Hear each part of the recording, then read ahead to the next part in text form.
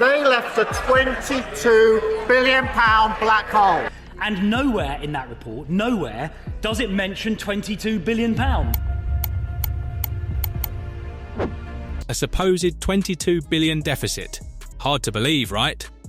For weeks, that number has dominated headlines, piling intense pressure on Keir Starmer's leadership and triggering a wave of political chaos. But a new and unexpected report has now turned the entire story on its head, suggesting the crisis may have been built on shaky or even fabricated claims.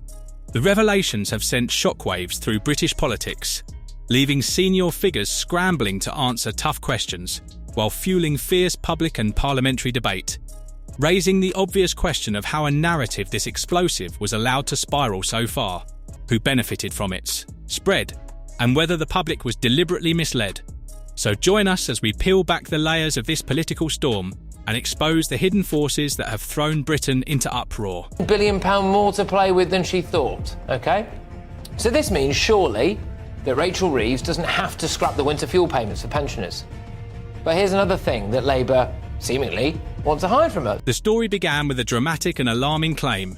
The United Kingdom was staring down a staggering £22 billion financial shortfall, a figure delivered with such confidence that it immediately ignited public anxiety and fierce debate. Almost overnight, the £22 billion number became the centrepiece of arguments over looming spending cuts and possible tax hikes, with supporters insisting it was an unmistakable warning that urgent, tough decisions were needed to prevent economic disaster. Yet as the initial shock faded and economists, MPs and analysts started to dig into the numbers, cracks began to appear. What had first been treated as a credible snapshot of the nation's finances came under intense scrutiny, and as the data was examined line by line, a very different picture emerged. The truth was far less dramatic. There was no £22 billion deficit at all, and the real financial gap turned out to be significantly smaller. Less than half of what had been so loudly claimed.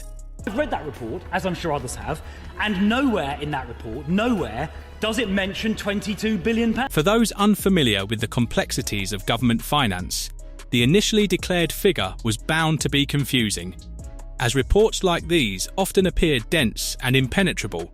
Yet the sudden emergence of a £22 billion number immediately raised questions about where it actually came from. A closer examination of the document, particularly page 2 and table 1, told a very different story, showing that even under the Treasury's most generous interpretations, the projected gap amounted to just £9.5 billion. That stark discrepancy has fueled growing suspicion, prompting many to wonder whether the inflated figure was the result of an honest miscalculation or a more deliberate attempt to shape the political narrative. Everybody watching this to know and understand that nearly half of that 22 billion, £9 billion, comes from decisions that your government has. The more troubling issue centres on the Office for Budget Responsibility, the body tasked with compiling the report, which openly admitted it cannot say with certainty how much of the cited £9.5 billion gap would actually materialise, an acknowledgement that has only deepened scepticism about the credibility of the original £22 billion claim when the underlying data itself is so unclear. This raises a fundamental question. How can the government justify pushing through one of the largest tax rises in UK history on such shaky ground? The Chancellor's role in amplifying the narrative is impossible to ignore, because as the public face of the Treasury, his words carry enormous influence. And when he unveiled that alarming figure, it instantly energised the media and policymakers, creating a sense of urgency that few felt able to challenge. Now, with the emerging evidence directly contradicting the original assertion, demands for transparency and accountability have intensified, culminating in one MP standing in Parliament to demand a direct apology from the Chancellor. Although divisive, that moment captured the growing anger within political circles, where many believe they were misled, with some going as far as to brand the episode deceitful and liken the Chancellor to a con artist dodging responsibility. The Prime Minister's continued failure to offer a clear explanation has only fueled speculation about the real motives behind the inflated figure, with critics arguing it was less an innocent error and more a calculated distraction.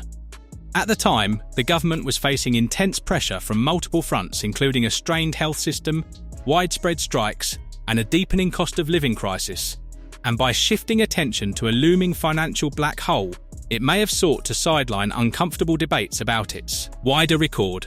The 22 billion narrative also conveniently became a justification for a controversial tax hike, framed as unavoidable and necessary to plug the gap. A move that many see as politically expedient, and one that has drawn fierce backlash, particularly from middle and lower income households who ultimately shoulder the heaviest burden.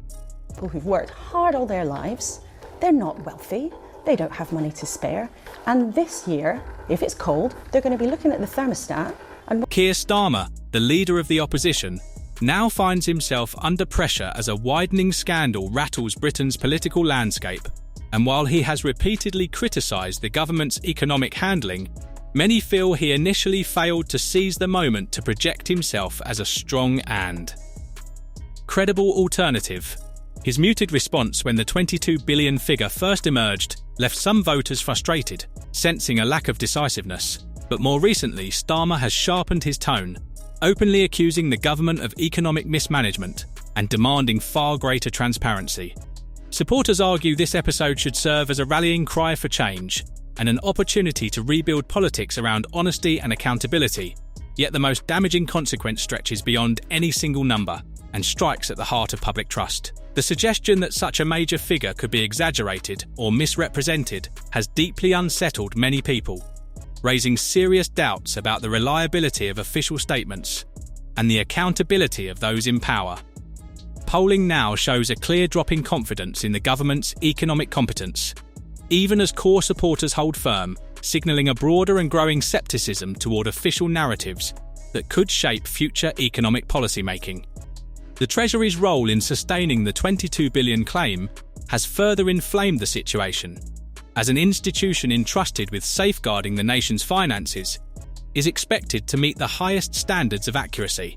Yet internal documents indicate senior officials were aware of inconsistencies and pressed ahead regardless, prompting loud calls for an independent inquiry. Opposition parties have seized on the scandal to brand the government incompetent and untrustworthy, while unease is also spreading within the ruling party itself, with some voices even questioning leadership. Beyond politics, the fallout carries real economic consequences, because the justification for tax rises has been fundamentally undermined, leaving households and businesses grappling with heavier financial burdens and a growing sense that those costs were imposed on false pretenses. The government's reputation for economic stewardship has taken a serious hit, shaking investor confidence and threatening to slow the country's recovery. While this scandal stands as a stark reminder of why transparency and accountability in governance are non-negotiable. As public scrutiny grows, it's becoming clear that the era of exaggerated, unchecked narratives is running out of road, and that rebuilding trust will require policymakers to put openness and honesty front and centre to prevent similar crises in the future. The 22 billion scandal is not just a political stumble, but a vivid example of the dangers posed by unreliable data used to shape public perception, because beyond the headlines and parliamentary clashes, its consequences are being felt in everyday life. Businesses already battling inflation and rising costs now face added pressure from tax increases justified by flawed figures, while households struggling to make ends meet are burdened with heavier financial demands without a clear or convincing explanation. The episode also raises serious ethical questions about leadership, because when decisions are driven by distorted or inflated information, the fallout ripples across society, eroding public trust and fueling scepticism and frustration among voters. Creating the illusion of a massive financial hole may deliver short-term political cover, but the long-term damage to credibility and confidence is incalculable. So, could this 22 billion controversy mark the beginning of the end for the current administration? With new revelations still emerging, this story is far from finished. But as the truth continues to surface, one reality will become impossible to ignore. Don't forget to follow us for the latest updates and deeper dives into the political issues that matter. Like this video and subscribe to the channel, because your support drives us to keep bringing the truth closer to you. See you in the next analysis.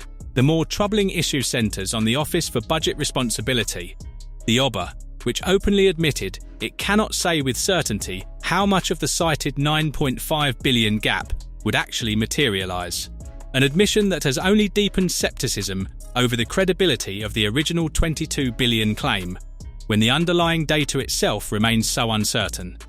This raises a fundamental question. How can the government justify pushing through one of the largest tax rises in modern UK history on such shaky ground? The Chancellor's role in amplifying the narrative is impossible to ignore, because as the public face of the Treasury, his words carry enormous influence, and when he unveiled that alarming figure, it instantly electrified media and policymakers, creating a sense of urgency few felt able to challenge. Now, with emerging evidence directly contradicting the original assertion, calls for transparency and accountability have intensified, culminating in one MP standing in Parliament to demand a direct apology from the Chancellor. Divisive though it was, the moment captured growing anger within political circles, where many believe they were misled, with some going as far as to brand the episode deceitful and liken the Chancellor to a con artist evading responsibility. The Prime Minister's continued failure to offer a clear explanation has only fueled speculation about the true motive behind the inflated figure, with critics arguing it was less an innocent mistake than a calculated distraction. At the time, the government faced mounting pressure from multiple fronts: a strained health system, widespread strikes, and a worsening cost of living crisis. And by shifting attention to a looming financial black hole, it may have sought to sideline uncomfortable scrutiny of its broader record. Conveniently, the £22 billion narrative also became the justification for a controversial tax hike, framed as unavoidable and necessary to plug the gap, a move many see as politically expedient, and one that has triggered fierce backlash, particularly from middle and lower income households left bearing the heaviest burden.